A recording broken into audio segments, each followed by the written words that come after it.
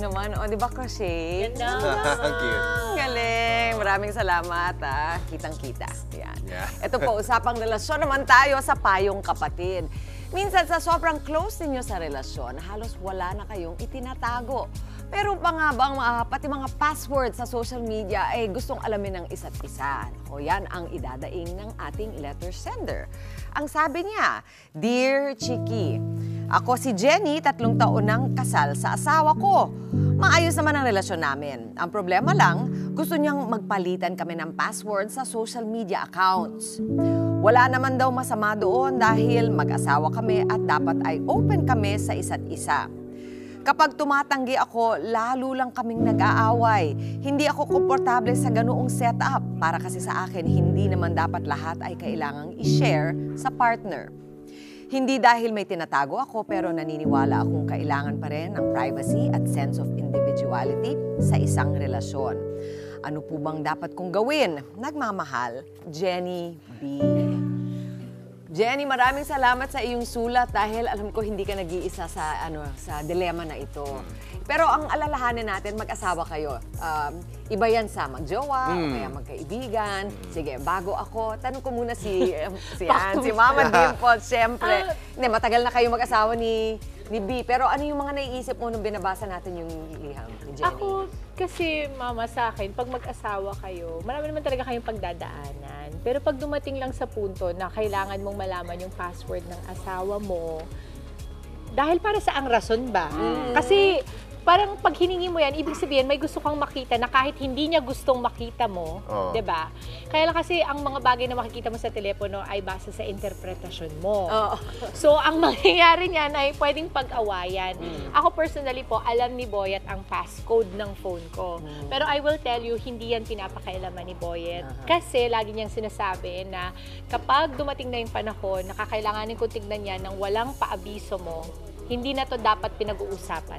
Tapos na to. Kasi ibig sabihin, there is lack of trust and also lack of respect. Para sa amin yon. Kasi nga, passcode yun, mami. Medyo yun paano kung meron ka mga sorpresa para sa asawa mo? Mismo, yun. Diba? Paano kung gusto mo ng gano'n? Wala na. Hindi ka na nagbibigay ng room para mag-grow kayo individually kasi pinangunahan mo na yon. Actually, tanong ko nga, may pagkakaiba ba sa'yo kung asawa o jowa o kaibigan? Yung sa may-maintain mo ng privacy mo?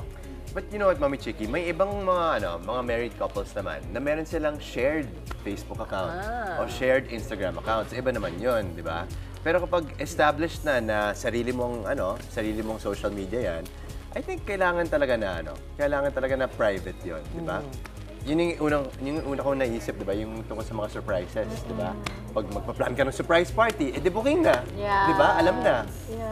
But at the same time, what if, at ngayon kasi, ginagamit din ng social media as a messaging app din eh. Pag dati text, ngayon parang puro Facebook Messenger na lang, o kaya Instagram DMs, parang ganun, di ba? So kapag may access siya dyan, may access din siya sa lahat ng chats mo. Di ba? So, para sa akin, medyo invasion of privacy na yan. At hindi lang practical. Siguro, ang mahirap kasi dito is kung saan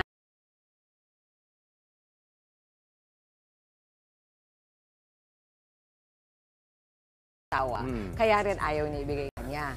Yung kabila naman, willing ko na ba ibigay sa'yo? Bakit ayaw mo ibigay sa akin? So, ang ideal siguro is yung mentality na hindi ko gugustuhin yung password mo, pero kung gusto mo yung sa akin, ibibigay ko. Ay, pwede rin. Diba? Like for example, gano'n, di ba, mama? Oo. Pagka ganyan ang simula, hindi na kayo maghihingian eh. Oo, Hindi na kayo wala. maghihingian, tingin ko. I think in general lang dapat siguro nating isipin, pinapaalala sa atin ng sitwasyon katulad nito, na kahit sa mga mag-asawa, kayo ay joint, kayo ay isang union, pero individual pa rin kayo. So, galangin natin yung inyong pagka-individual at iba-iba rin ang tao. At kung meron mang dahilan or kagustuhan yung isa na i-keep yung kanyang password at yung kanyang accounts private, huwag tayong mapraning na meron tinatago sa atin kasi karapatan din naman ng tao.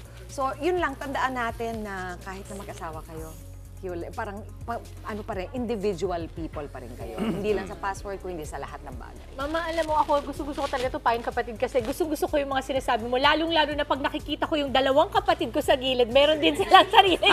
Hindi gusto sabihin Meron din silang mga ganon. But I think... Ay nako daw, sabi ni Jess. Kasi habang nagsasalita si Mama Chiki, sila yung dalawang nakikita ko doon. Intense na yung topic nila. Pero Wow. ako na sasabihin ko sa inyo, Mama, 'di ba?